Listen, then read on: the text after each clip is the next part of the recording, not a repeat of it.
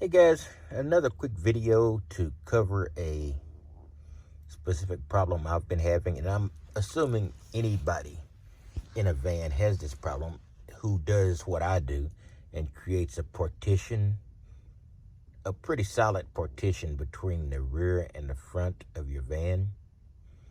Uh, because that partition is there, there's a temperature difference between the front and the back.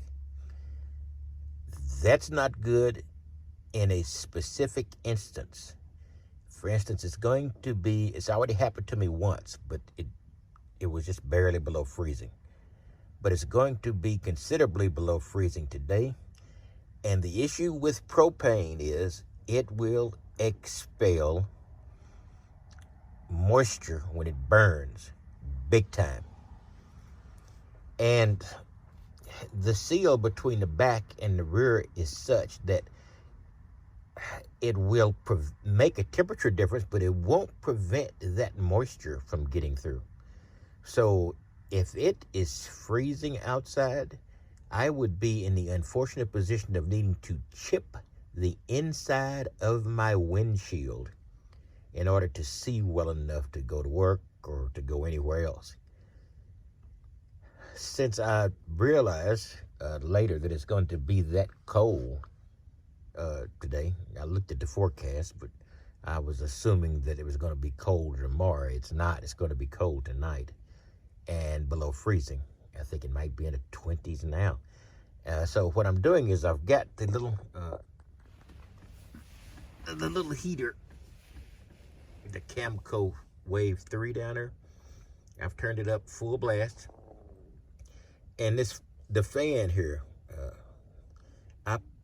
I created that to pull air through when it was warm, but I also realized it does another good thing. It allows me to pull warm air from here out to the front of the van, and that's good. It's not that much space up there.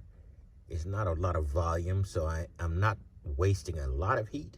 But what that's going to allow me to do is to make darn sure that the driver's side or cockpit of the car is above freezing. So the moisture created by burning the propane is not going to create an ice shield I'm gonna have to chip. It's happened last year, and just a bit I had to do this year, but it hasn't been that cold.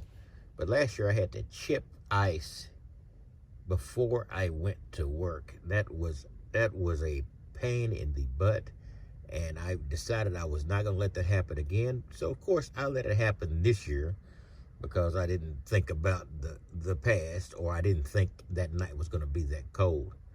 But this, no, I've got the exhaust fan pushing air out. This is the low cost fan I've got.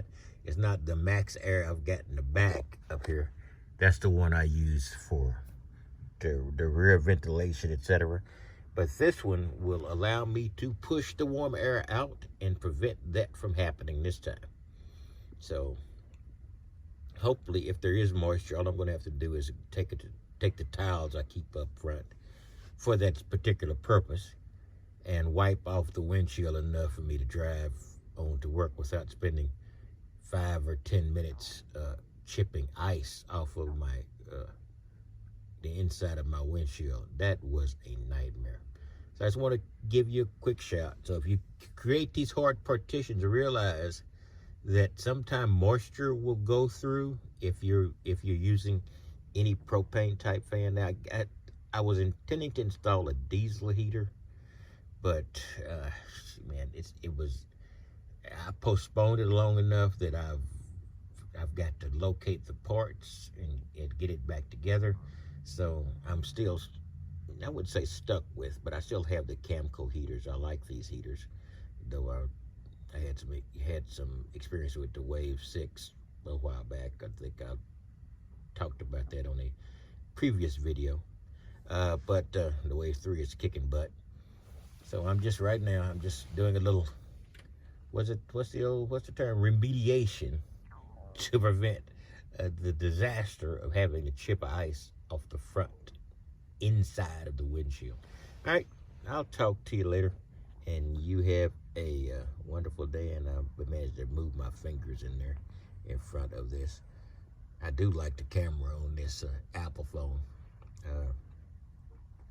Not sure it was worth all the trouble of adapting from Android back to Apple. I hadn't been with Apple in 10, 12 years, since the early days of the cell phones.